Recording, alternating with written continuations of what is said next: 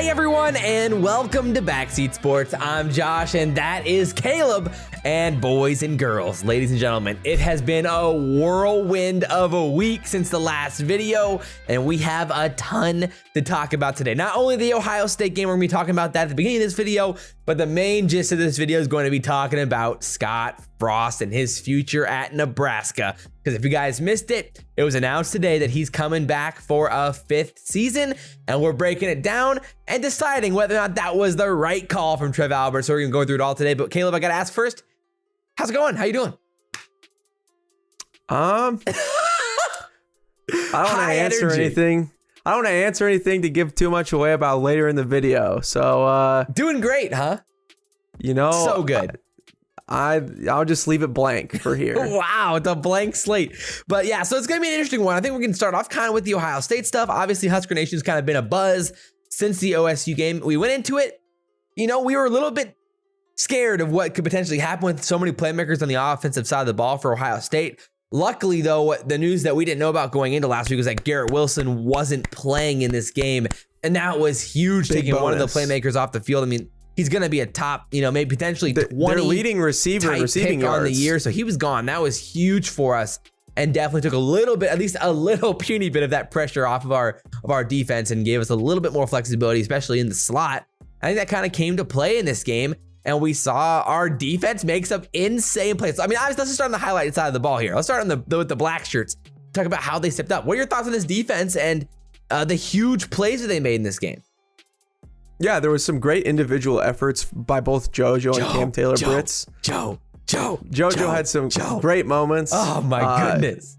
I mean, you know, he can get tackles for losses. I thought that one time where he was covering the tight end and he outstretches and passed and deflects the pass. I mean, what a great individual effort from him. That gets you sweating, you know, like, yeah, that was nice. Joe.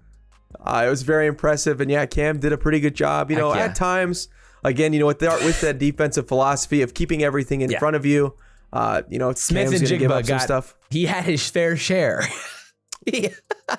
All right, you're telling me he almost broke the record. Well, actually, he's like, I think 2 on the record for now. Ohio State's all-time 240 yards and a touchdown. That move, 15 receptions. How he broke both Quinton Newsome and Cam Taylor Britt. Took it to the house on that 75-yard touchdown run. That's a Sunday player, man. Oh my word. He had a 3-step juke move. He flicked the right trigger stick both times, and man, it was insane. You feel bad. Like Cam Taylor and Quinton Newsome are on that highlight reel of his forever. Yeah. On his huddle mixtape. So that's tough. Yeah, they're just hoping that Ohio State doesn't win the national championship, because otherwise that thing's gonna show up in like college history as an insane play. I mean, yeah, it's crazy. I mean, he's now their leading receiver on the season after that game, with Garrett Wilson now in second, which is crazy, but insane. That was an unbelievable play. But overall, I mean, besides that play, we kept him in check on the ground. And like, if you take away that play, the yards per play was really respectable and way under Ohio State's season average. Yeah, it was until kind of, you know, the last drive in the fourth quarter where honestly it was a defensive scheming problem. They had a power play to the left side, and our line didn't really shift over to adjust. And because we lined up on the strong side, then they motioned their tight end to the left, and we didn't adjust at all. And they literally had like a 5v4 or 4v3 basically 4v3, on the outside edge, and they ripped off like a 50-yard run or whatever. Or it was like 30 yards or whatever it was. It was like a 30 or something. That's what sealed the game away for them to kick that game-winning field goal. So, you know, kind of there at those clutch moments. You know, like he had 2 46-yarders. Like, dude, you're killing me out here. Oh yeah, the kicker. Yeah, with the career-long field goals. Yeah, tough stuff out there. Obviously, you know, special teams has been nothing but the bane of Nebraska fans' existence here for the last few years. Again, it was a close game. Our defense, you know, some players made some individual efforts. Obviously, Ohio State ended up making more. Our offense sputtering out yet again. The Huskers now, fun little fact for us, we've had 26 drives in the second half where we either up 1 score or down 1 score. Important and drives. In those, the crucial ones, you know? Yeah, so those important second half points. And in those, we've only scored 24 points in 26 drives. Very bad. So again, our offense in the second half in those clutch times, choke all the time. It's no other way to say it. Sometimes we can get yards, but man, we cannot capitalize. Some of that, yes. Some of that is our terrible field goal kickers. That's what I was going to say. I mean, the special teams, obviously, in this game was kind of the highlight of the mistakes when it came down to the missed field goals and then the shanked punt that gave up basically points, gave them their side of the field. +1 too in the turnover margin and +2 for a good majority of that. Well, fourth until the quarter last play. Yeah, in the last play. So we were at +2. Our defense played, did a lot of stuff to win. And again, JoJo made godly plays. Both of them. I mean, the picks were insane. I mean, they were Miles Farmer's pick was great. Yeah, both of them were insane. But JoJo's was ridiculous. That stopped a drive. That would have been a touchdown, and that. Yeah, it would have been at least a field goal. If they would have scored there in that first quarter, first quarter, like who knows what that game was like. 6 points in the second half. But again, offense got to score more than 23 points against Ohio State, and that's and that's what Ohio State fans have been scared of is their defense and their lack of converting, and their secondary overall has been like where they've been at least been nervous on the year, where they've at least felt a little susceptible in big games. And so it's just like there's just a handful of opportunities there. You're like, man, we got to get points here. Obviously, the field goals could have been the difference, and that's kind of been a narrative for Nebraska. It's always something different every single game. And it's never, ever been nailed down over the last 4 years where it's like, one game it's Adrian making the mistake. The next game it's a fumble from a running back or wide receiver or a tight end. Then the next game it's a 3 shanked punts or it's a punting to the wrong side return for a touchdown. That 13-yard punt was something else too. And then the next game it's missed field goals. Yeah, that shanked punt here, that was just so unideal. 13 yards. Again, we would have pinned Ohio State back. Had to drive the whole length of the field. 15 to 10 yard line. Instead, they're starting on the 50 because we kicked it 13 yards. I mean, it's like seventh graders. Seventh graders kick it farther than. Seventh graders can get a ball off. Like, I don't understand, bro. How does this keep happening? It is unreal. It's happened so many times. It's like, bro. Yeah. I don't know, man. It's just unreal. It's crazy. It seems impossible. Like, truly. And like that's the thing, like our defense keeps us in the games again. And again, we have so many, leaders and talented players on that side of the ball and guys who have been there for so long with that many 5th year super seniors, 6th year seniors, 5th year seniors. It's just so frustrating that we're still not converting offensively like that. And I get the O-line's, not good. And, shocker again, like, Corcoran had another terrible day and the pass rush was getting to Adrian all day long. Adrian got hit and, got Jean-Baptiste had a couple sacks. Yeah, Adrian got hit and, got a little hurt there, a little bit too banged up a little bit. So it's just frustrating where those things just continue to keep happening. And, I don't know. I mean, Torrey obviously kept us in the game with some of those nice routes that turned into big time plays, obviously, and giving us those points, keeping us in the games. I think a lot of people are like, oh, see, we lost to Ohio State so much worse last year. This was a lot of improvement this year. I kind of want to bounce back against that because last year they had, Justin Fields, who was a top 10 round pick, and he was a senior as compared to this year. It's CJ Stroud, who's a really, really, really talented. For sure. But there's going to be more variance. He's a true freshman. But he's a freshman. Like, as the years go on, like he's going to get better.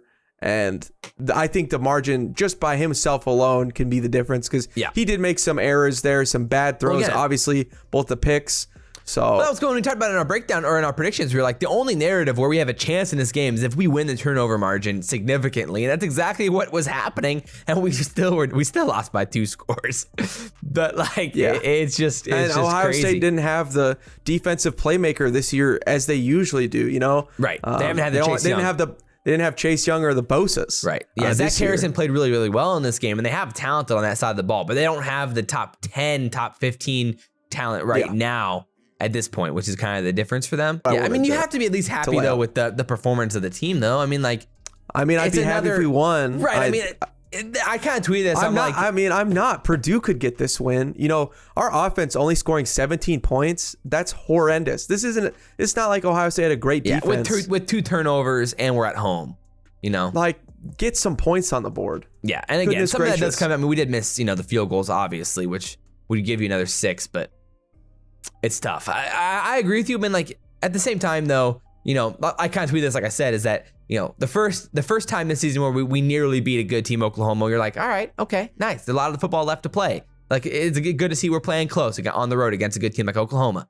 Then, it happens against MSU, and you're like, okay, this isn't ideal, One, MSU, they're not a top 5. They're not actually going to be a top 5 team.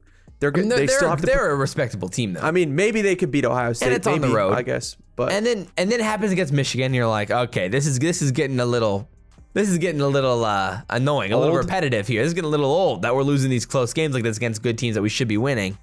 And now it happens again. We're like, man, we have every opportunity to win this game, and it doesn't happen again.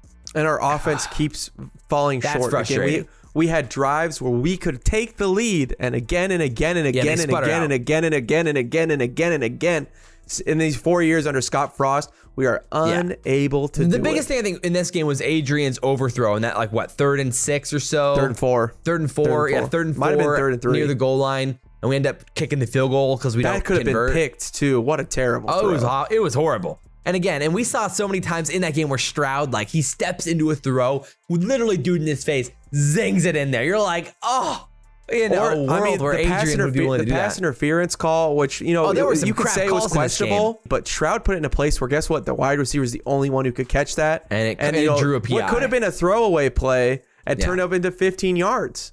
Right. And, it was a questionable call. I mean, I get it because he had a little bit of the jersey, but man, that hurts. Nothing was worse than that, the no punt call on Omar? Or...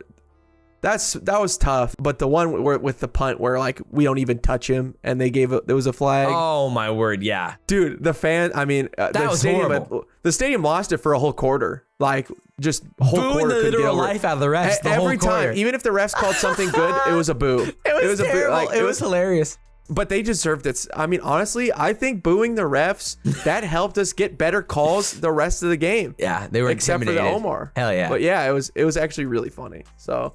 Yeah, honestly, that worked. I mean, Adrian, he played overall a respectable game for sure. He definitely played a very and he was banged up in that second half too. He definitely tweaked his ankle pretty bad.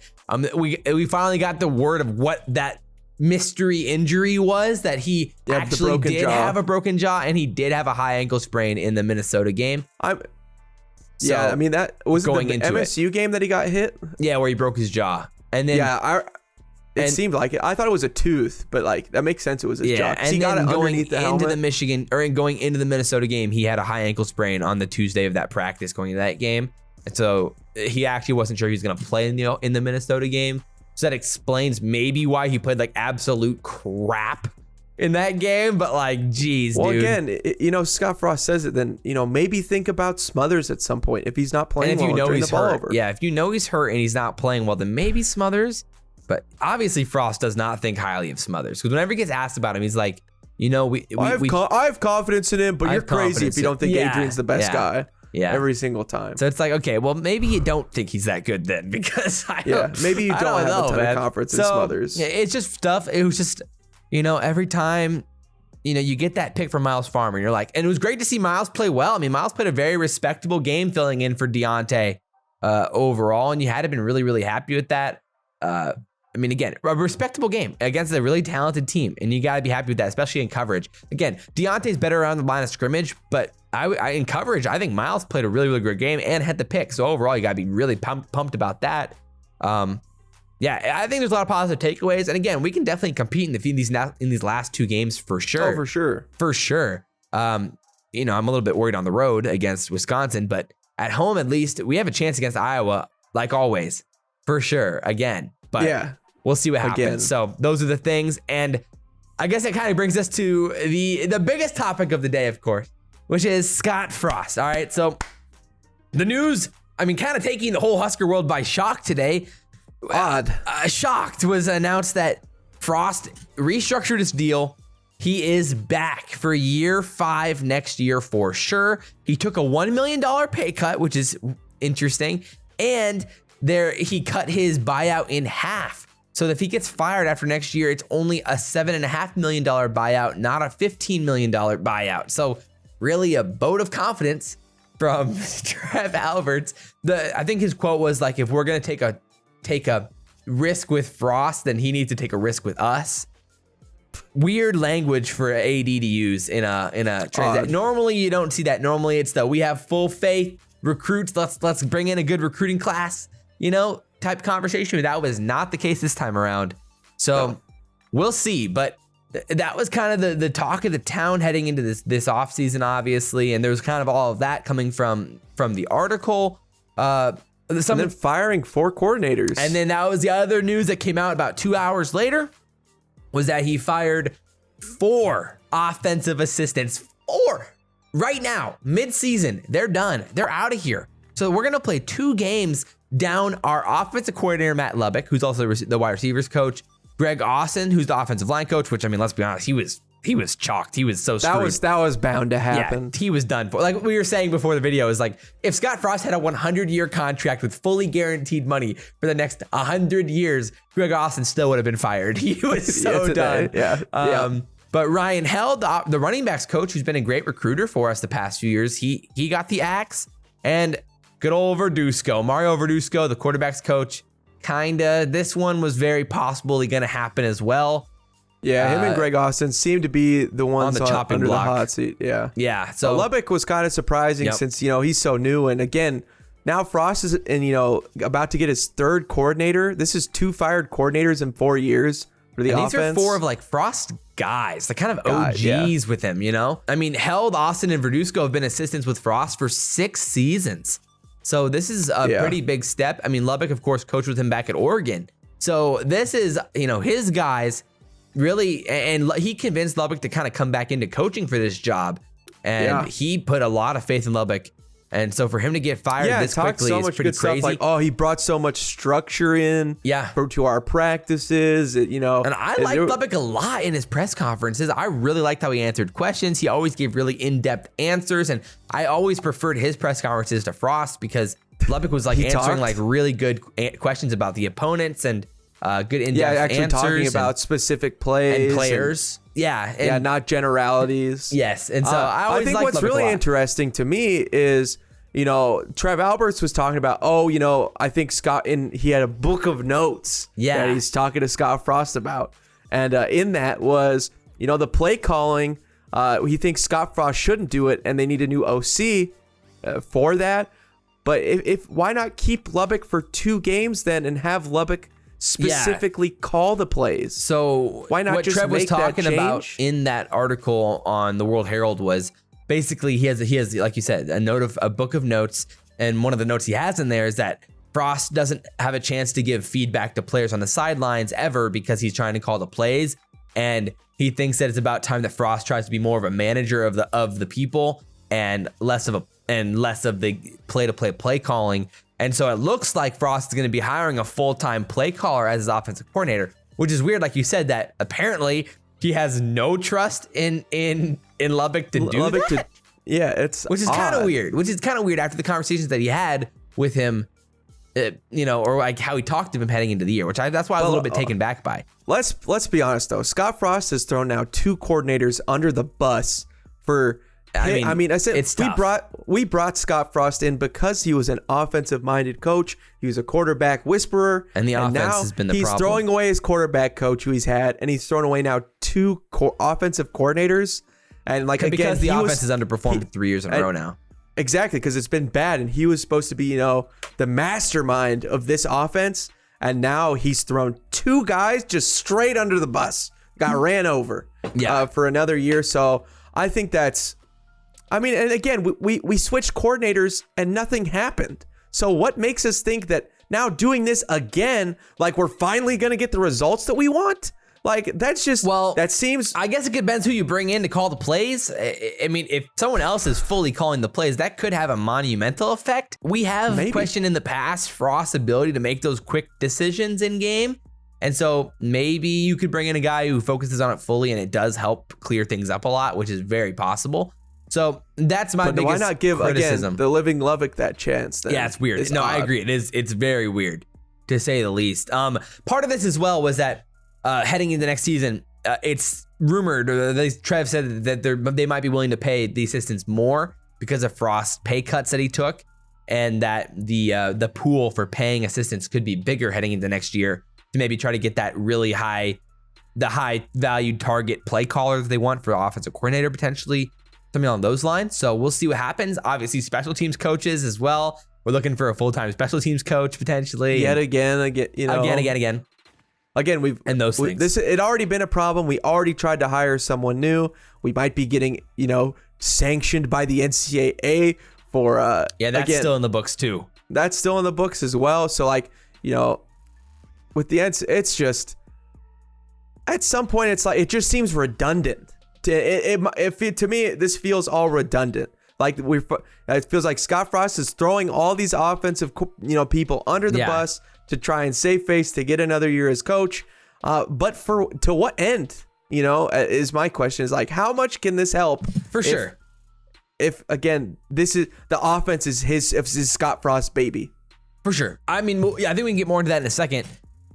The last kind of part of the plan for this year or heading into the offseason, as mentioned in the article, is that basically the article stated, like talking to Trev Alberts and Frost, that the plan is to currently sign like a small class of incoming freshmen, which we already knew. I mean, our class is ranked like 70 something? 70s, yeah, 76 right now. Or something. Is that on 24/7? Heading into this offseason, which is, that's wowzers. Yikes. I mean, it's because of a lot of our returning fifth year seniors that we don't have as many scholarships to give out this year, which is definitely part of it. And I think that this was part of it, is that they want to scour the transfer portal for immediate help. And that feels like the most likely thing that we're looking to, we need to bring in starters now. And we're saving a lot of our scholarships from, offering freshmen to probably offering JUCO guys to come in here and try to make this difference immediately, to fill some of these gaps from some of these guys that are going to be heading out, which we'll talk about in a little bit. And then they said the last key is to convince several juniors who've never experienced a bowl game or winning record to return for a fifth year and in some cases sixth season. So Adrian Martinez, Will Honus, some of these guys to try to convince them to stick around for that last year. And with how much, Adrian's going to come back. He's already I have some unwritten business. He needs his fifth year, and he's not. He needs his have fifth year options. to asterisk break all of the school records here. Yeah, even though that shouldn't count whatsoever because playing 5 years. Spencer Rattler. I mean, where's Spencer Rattler? He's gonna go to Clemson. He's gonna LSU or Clemson. Yeah, Clemson, I know. Exactly. And then he's gonna win the Heisman. And and he's actually gonna go try and win games. Yeah, the other guys that you'd be considering there would be like Cam Taylor Britt or Austin Allen to try to convince them to stay. It seems unlikely, but those are all guys. If it's me and those are my guys, I would 100% tell them to go change their lives, go take the money, take the millions, and go to the NFL. Both of those guys should get drafted at this point. They'll get drafted. I think if they're in a case where they can get drafted, I think it's almost immoral to tell those guys that they should stay to try and win games in a potential when they can be drafted. Yeah, I'm with you there. I think it is actually, if Scott Frost were to do that and try and get them to stay, I actually think that is immoral to do. I think it is actually a wrong thing. Right. It's $1 million in livelihood. Especially if they can go in the first 4 rounds, which is very possible for either of them. For Cam. And I don't know how Austin Allen grades out. Obviously, he's great in the pass catch. But if they get a good grade coming out and, they think that can happen, do the right thing and tell them to go to the NFL. Oh, for sure. Yeah. So those are the biggest question marks right now, for sure. So I guess now this is the part of the show after we get through the newsy part where we're actually just going through down what exactly happened. Now we get to the fun part and really talk about some of the opinions here and what would we have done if we're in Trev Albert's shoes. I mean, obviously we know we're the athletic directors of Nebraska. I mean, obviously. I mean, why don't they talk to us? I don't know, but they definitely should be. But so we'll be going through kind of the pros and cons of keeping Frost or firing Frost and some of these things and that conversation overall. There's obviously a lot of question marks. I mean, Trev the first thing I think we have to ask is why now? It's a weird time. That was the first thing that struck me was I still want to know why. 2 games to go. We're going to fire 4 assistants. Guarantee Frost return. So it has to be recruiting, right? It has to be the transfer portal recruiting. It's gotta be for recruiting. I mean, maybe they fire him to hopefully maybe some of these coaches that are going to get fired, maybe bring them on as coordinators. Trev did say that the biggest reason for why he wanted to keep Frost was the plan that he pitched to him for the future. So apparently Frost has a very convincing plan that is going to get implemented here, which I think is kind of what we talked about there with the offseason, heading into the offseason with the transfer portal and those things. But there was a quote in the Omaha World Herald from Trev that was kind of like, obviously there's not a lot of objective evidence to keep him, but loyalty's important, and like something on those lines. I'm like, not that, I mean, that's probably the best thing to say when you're bringing back a coach, but okay. Honestly, there's no reason why I should keep you, but I like you. I'll keep you. Yeah. So I don't know. It's a weird conversation, but all right. So I mean, yeah. Why now? I mean, it's recruiting, but there is a lot of question marks with the why now. Where I feel like personally, I would rather have them wait till after the season. Yeah, which is weird. Unless you're gonna fire. Like, I get the idea of firing Frost mid-season, because that happens once in a while. I mean, pretty often in college football, you fire like Edo, or we've already seen USC the do it. NFL does it too. If you're trying to get the jump on hiring that next guy, but it's assistance is odd. Assistance is it's weird. It's really weird. I don't know how I feel about that. Unorthodox for sure. I didn't get an answer right off the rip, but I was trying to dig to see what teams have done that in the past. Firing four assistants mid-season. I mean, that's significant. I don't know how many teams have ever done that. So that was my first question, was like, why now? Like, what happens if we get blown out by 50 against Wisconsin and Iowa? Yeah, that's not a good look. And also, like, for those players, like, Prohaska tweeted it out, like, damn, that was all he tweeted, because Greg Austin's his coach and he just got fired mid-season. That's, I don't know if that really helps motivate the players to want to keep playing. Well, that was one thing we talked about, was kind of like, if you don't fire Frost, or you don't make any announcement on Frost, is what I'm trying to say. If you don't make any announcement at all, like, at least the players are playing for Frost. Like, they're playing for like, let's do something, like, let's here. Keep our guy. But now it's kind of like, it's a weird situation, because now there's quite literally nothing to play for. You can't make a bowl game. I mean, Frost has 1 year left. You can play for pride and trying to get some dubs. Yeah, I mean, you're playing to ruin Wisconsin, Iowa seasons, which is always a good time, I guess. That's always a good time. Yeah, I mean, that's enough for me. Right, yeah, same. But like, it is just kind of a weird overall situation there. So, all right. Well, I mean, we can kind of spin our wheels all day about that, I guess. But like, it's just weird, because it's like, we want to talk about, like, we're kind of this video, we're going into this week, we're kind of like, all right, maybe we just kind of do a video again, similar to what we did a few weeks ago, kind of on the state of Frost and the odds of him staying. Should we keep him? Yeah. But now that he's for sure staying, it's kind of a weird spot to be in on this video, because it's like, no matter what we say, nothing's changing here, and there's it's like, he's here. So it's like, I guess the question one is, was it the right decision? And then question two is, what steps need to be taken for this thing to change next year? Yeah, and I mean, Trev said incremental improvement. My question is, how much is that? Is that him winning 6 games next year? Question one is, what was the improvement that Trev saw to give him the next chance?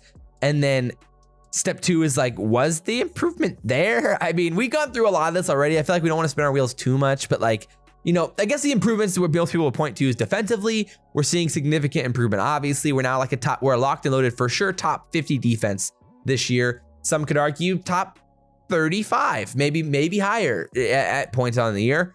I mean, against the good teams, we're top 35. Against the bad teams, who knows? But and so miss us on Illinois, Minnesota, improvements and Purdue. in discipline. We were, when Frost came in, Riley's last year, we were like outside the top 100. Now we're inside the top 45. We're currently 42nd in penalties per play, so that's at least improvement there. We're competing in the big games. We're not really seeing the improvement against Purdue, Illinois, and Minnesota, but we are improving at least in the big games when it comes to not getting blown out in them this year, which is at least good, I guess, but it definitely hurts 4 games now, losing close. But yeah, what's Frost's best win in his career? Is it Minnesota back in 2018 when we won 53-28 in 2018 at home? That's his first year new head coach. I probably would say no. MSU in 2018, we won 9-6, but both those teams went 7-6 that year. And then, I mean, maybe. I mean, it was a super snowy game, but and Michigan State again, was that a new? That head was the coach last too? team that we beat with a winning record, was MSU in 2018 when they finished 7-6. And then Maryland. You're telling me, wait, it's been 3 years since we beat a team that had a winning record in the Big Ten. I think, right? In the Big Ten. Is that true? Isn't that what we talked about in our video 2 weeks ago? I thought that's what it was. I think you're right. That's just a horrifying stat that just hit me just yet again. Out. At Maryland in 2019. Ouch. Why you gotta hurt me like that, Josh? And then there was like at Maryland in 2019 where we won 54-7. We blew them out. I mean, they finished 3-7 on the year, but at least we blew them out, you know? Or Northwestern this year, or Penn State last year. Probably like your 5 marquee wins. I'd probably say Penn State last year, I guess. But they finished like 4-5. I don't know. They were in a terrible spot when we played them. They weren't good. We played a great first half of football there, though. Oh, that was a fun first half. And then we almost lost, but it was a fun first half. I don't think that. I mean, for when we were hanging out watching that game, that was some of the most fun I've had in a while with Nebraska football. And then I mean, Penn State this year, or Northwestern this year was a ton of fun though. That was a fun game. It was a great time. That was a great time. It was, but you know, obviously they're absolutely Northwestern terrible. stinks. Which, duh. Yeah, if we're doing that, we're doing that to them, how bad they got to be. Yeah. So I don't know. I mean, transparently, I think you guys have probably pieced it together at this point. Caleb and I are both on the, if we lose to both Wisconsin and Iowa, I don't know how we justify keeping Frost. But now the water's kind of under the bridge at this point. We are keeping Frost. It's kind of a weird spot to be in because, you know, now it's I want to be positive and stuff, but. Personally, I think this is one of the worst decisions in Nebraska football history. No. I mean, I'm not going to mince words. I think this was a horrible, horrible decision, and I am very upset. He's had 4 years, and Callahan, who was, again, like a swear word in Nebraska. Like, you couldn't even say his name. It was like Voldemort, dude. Like, It was so bad you couldn't say his name. No, he was his worst season. His worst season was 5 wins. That was his worst year. Yeah. And this is going to be now year 4 with Scott Frost. That's his best year. And that was his first year, which is usually the least telling of any year as a head coach. Yeah. He's gone 4-8. And now we have the stark reality of a new all-time low of 3-9 that is staring us directly in the face. Yeah. Like how, and then we have all of these players who are going to leave, and like we kind of got lucky to even keep them because the COVID year. So, right. COVID was a huge, like, just asterisk year for every team in the big, in the country. The offensive line hasn't gotten better. Our best players, J.D. Spielman, Wan'Dale Robinson, left. Like our wide, our quarterback room got worse, not better, in 4 whole years. Like, there was never a guy that could really replace. It's just tough. I mean, like, we're 0-3 against Wisconsin. We could be 0-4. We're 0-3 against Iowa. Might be 0-4. I'll let them go. We're 1-3 against Minnesota. 2-2 against Illinois. 1-3 against Purdue. We don't have any winning record under anybody in our Western Division. We're 2-2 against Illinois. Like, in what planet, what realm is there improvement? Like, there is no improvement. We're literally the worst team in the Big Ten West this year. In check for 35 minutes. We're the worst team in the Big Ten West this year. We haven't beat anyone. Illinois had top 25 wins in the first year. Purdue's beat 2 top 25 teams. We haven't beat one ranked team. Apparently, we haven't beat one team with a winning record since 2018. And you're going to tell me there's improvement and we're close? Close only counts in horseshoes and hand grenades. It's about the wins and the losses. That's it. That's all college football is. It's either a W or an L on the sheet. Doesn't matter how close you were. It's like golf. If you say that, I had a quadruple bogey, but I went out of bounds twice, but then I parred it, so then it was okay. Like, I don't know. No, you still got an 8. Worst decision ever.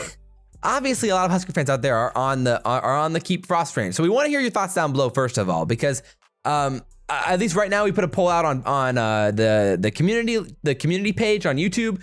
Right now, at least as of recording this, 77% of you guys said yes, absolutely. Frost deserves a 5th season.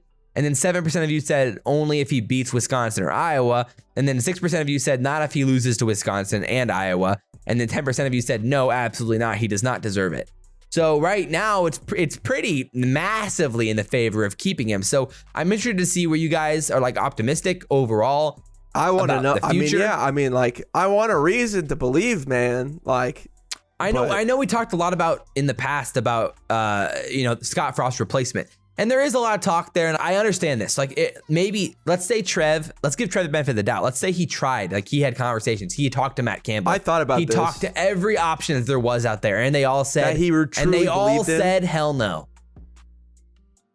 Okay. Maybe. Fine. Like if they all said, hell no, we're not taking this job, then okay, I get it. And then he used the leverage of the bad seasons to get Frost to agree to a lower buyout. And if he did his due diligence to get out there and really spread his wings. There's so many coaches who could win 6 games. Yeah. At this point, we have a dude he loses 2 out of every 3 games he plays here. Like, okay, so where's the positivity? So right now, the biggest negative for me, and this is what I have in the sheet here, is like, Illinois and Purdue both have 2 top 25 wins on this season. 2. And this is Brett Bielema's first season as coach of Illinois. He beat us, and he's had 2 and top you're gonna 25 wins already. That the pantry wasn't more bare at Illinois. Yeah, they were getting body bagged. And again, Lovie Smith got fired for beating us. They beat us, and he still got fired. Which again, that just shows again how little it means to beat us.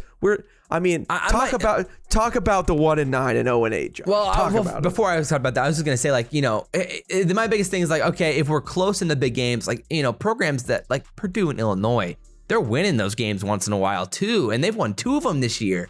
So it's like to justify that, like, oh, at least we're close in all 4 of them, isn't enough for me to get excited about the future.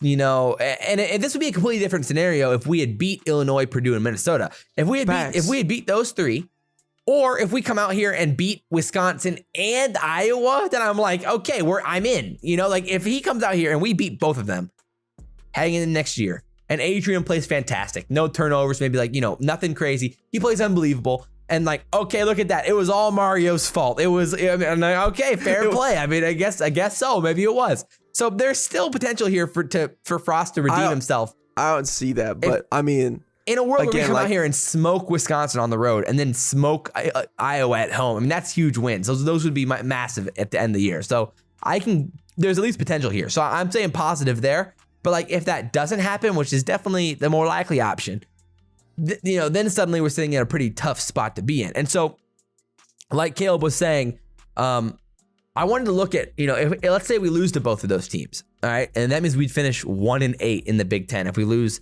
on the road to Wisconsin, which is pretty likely at this point, and then losing at home to a ranked Iowa. I get that we've had debatably the toughest schedule, maybe in Nebraska's like for how long? A long time. I mean, how many top 10, top 15, top 25 teams have we played? It's insane. We've played 6 teams who have been a top 5 team at one point this year, counting that's crazy. But programs who have gone 0-8 or 1-8 in their conference, in conference play, in the Big Ten conference, in Big Ten since 2012. So it's a pretty tough list. Last year, nobody had 1 or 0 wins because COVID. But in 2019, Northwestern and Rutgers. 2018, Rutgers. 2017, Illinois. 2016, Purdue, Rutgers, and MSU. So a pretty, MSU's a respectable program, but that was D'Antonio's last season. He got fired after that season, which, telling. And then now they're MSU again.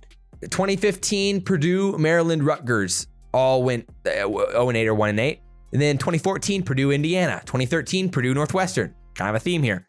2012, Illinois. So dating back all the way since we joined the Big Ten, it's been Illinois, Purdue, Northwestern, Indiana, Maryland, Rutgers, and MSU. One time. Yeah. I mean, no Minnesota in there. You're not seeing definitely not seeing Wisconsin or Iowa or Penn State or Michigan or North or obviously Ohio State, Penn State even. And Penn State had a the death penalty basically for half that time.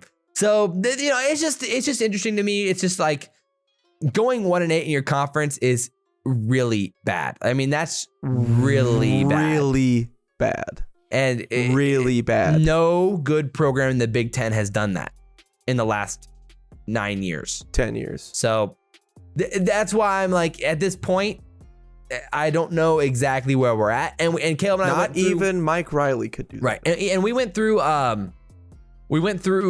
some of like the most recent firings in college football. And when teams after the 4th season, if you're not going 6-6 after the 4th season, if you're a blue blood, I mean, you're getting fired. Like, and guys who have stayed for their 5th or 6th season, they end up getting fired. Like they didn't work. Teams, all these teams that don't ever turn the corner in 4 years. In the last decade, like this has been the trend. If you don't win in your first 4 years, there's only been 5 coaches actually came back for their 5th season, and all 5 of those coaches got fired in their 5th or 6th season. Got fired in their 5th season because they stunk. And this is if they didn't make a bowl game in their first 4 at a Power 5 school. So it's definitely tough. The writing's pretty much on the wall. That again, like no shocker, we're gonna suck again. We haven't had a top 4 draft pick in Frost's tenure. Not a good sign either. So there's just a lot of things here where it's just like we'll have one. It'll be Wandale, and he'll be from Kentucky. Yeah. So there's just a lot of things there. And then, like you said, I mean, we're losing some legit talented players next year. Torrey, probably Austin Allen, Stilly, JoJo, maybe our most dynamic playmaker on our defensive side, JoJo. And then you're probably losing Cam Taylor as well. And then Dismuke, Deontay. So offensively, you're losing Torrey, Austin Allen, and then defensively, you're losing at least, 4 or 5 starters. That's not going to be easy to replace, especially defensively. And you're losing Austin Allen and Torrey. Nobody's been getting time. We haven't really been blowing out teams to give these other guys a chance to on play. The field once in a while. Obviously Miles Farmer he's very fine. But he saw significant time too when other players who gotten injured before as well. But he's the first guy up. Then you got to bring in another safety. So it's like there's a lot of guys here where you're like, all right, Isaac Gifford, like who's it gonna be? Like there's a lot of these guys here. You have a lot of question marks. Sure, yes, we are bringing back like Fadone. He'll be back. Honus, hopefully he'll be back.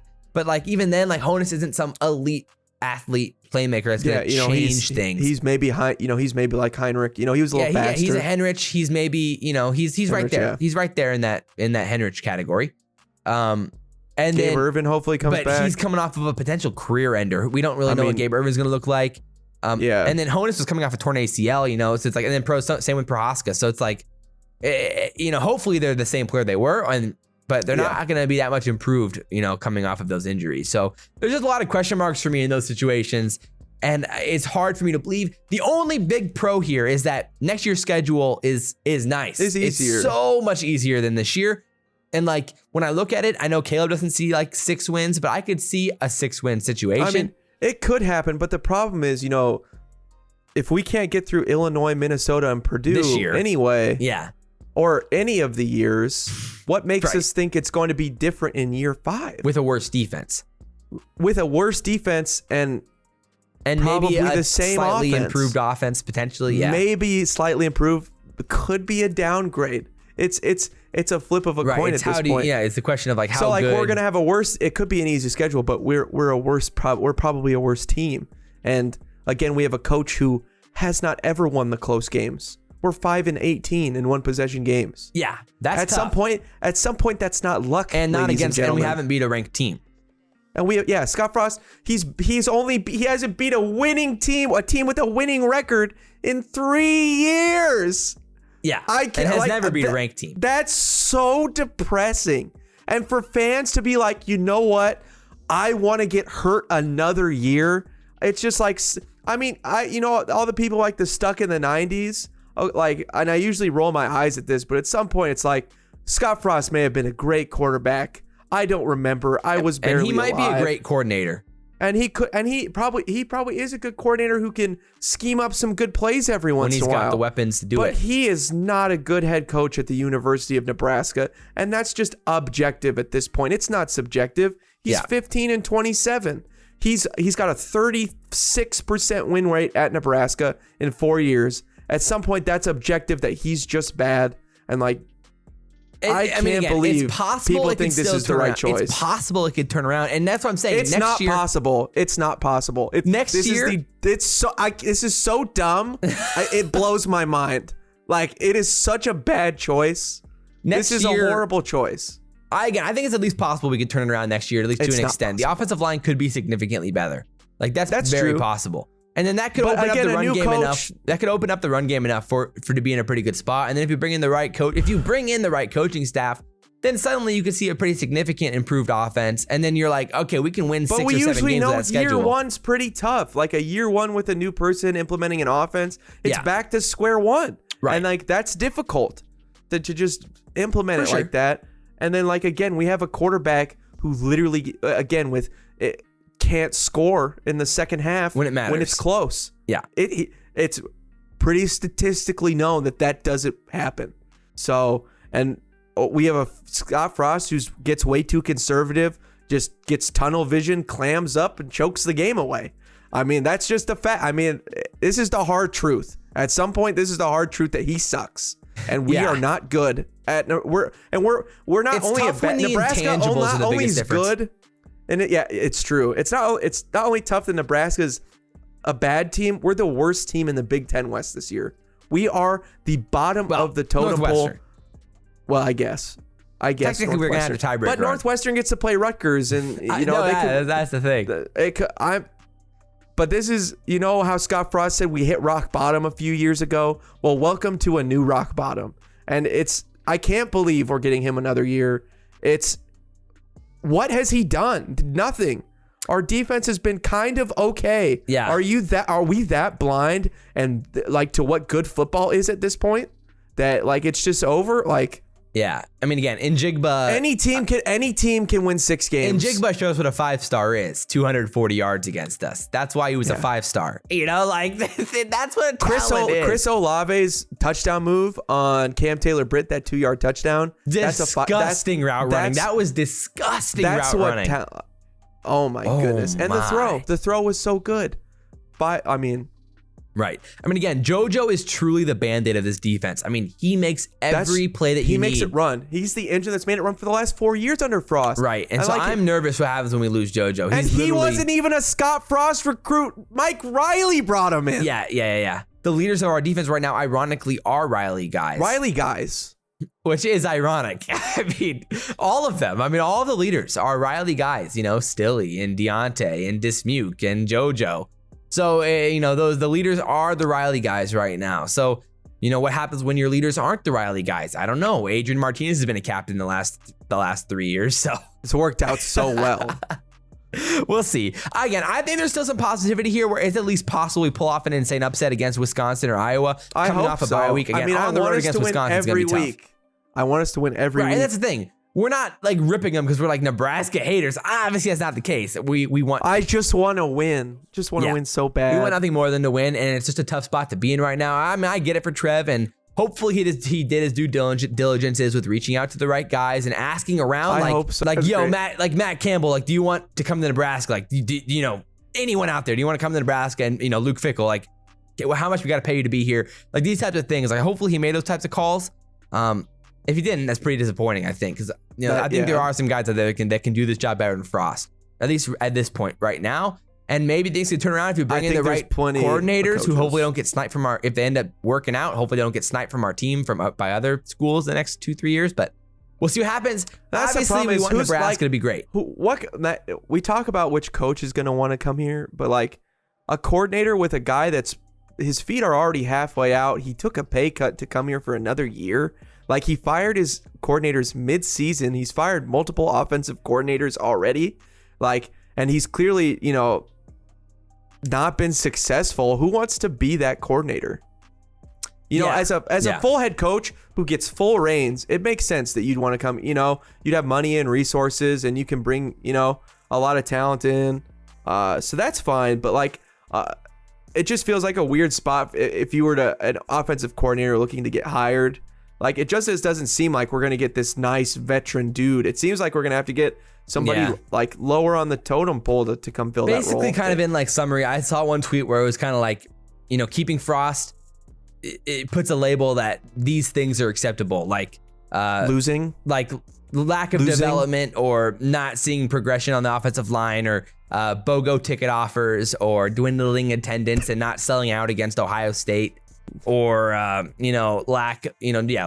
losing and average recruiting and losing your best players. It does kind of feel like that. it feels like Nebraska's giving up. That's what it feels like to me. And that's what, I mean, again, like, I just feel like we've all seen it. Frost said it himself. We've seen this movie before. Right. And I don't want to see it year 5. I don't want to see us go 4-8 again. I like Nebraska way too much to have us go maybe 5-7 at the peak.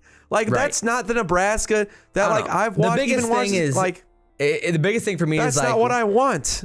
Right. I mean, like, obviously, Mike Riley was, like, a bust from the beginning. Hire. He was a terrible hire from the beginning. Hire. Everyone knows that. And he set our program back for sure. Definitely. Like, brand-wise, everything-wise, he set us back. And then, but Frost feels like, all right, we were the worst team in the league. We got the #1 draft pick. We have the #1 overall pick. Great, yeah. And now we drafted Ryan Leaf. We drafted, Jameis Winston. We drafted Tim Couch, Jamarcus Russell. Yeah, Jamarcus Russell. That's what Scott Frost was. A bona fide bust. Yeah. He was a Lamar Heisman Odom. candidate. He's a Heisman candidate in college at UCF. Yeah, he was Greg Oden. Yeah. Scott Frost equals Greg Oden. It was so exciting. You're like, oh, dude, this guy's going to change the league. He's going to be the best thing ever. And then guess what? It just didn't work. Injuries, can't score points, didn't translate. And it just didn't work out. Yeah. And it stinks that was the case with Scott Frost. But, man, like, why do I have to do this again?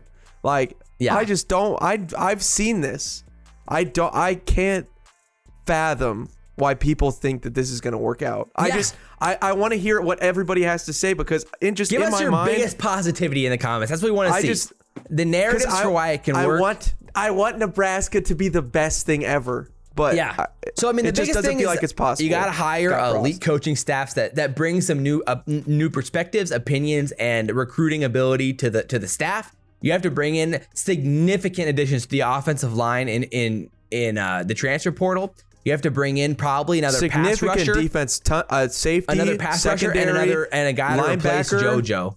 You have to bring in a guy to replace JoJo and another receiver, another guy, a Torre. You have to bring in another Torre, because we have Xavier, we have Omar for one more year, and then we need another Torre after to replace him again. Honestly, we just need to feed Omar a lot more, or feed Xavier, and feed Xavier. And then and guess what? If they're not consistent enough, for the love of all that is good, find a way to make them consistent enough, because guess what? They're athletic enough.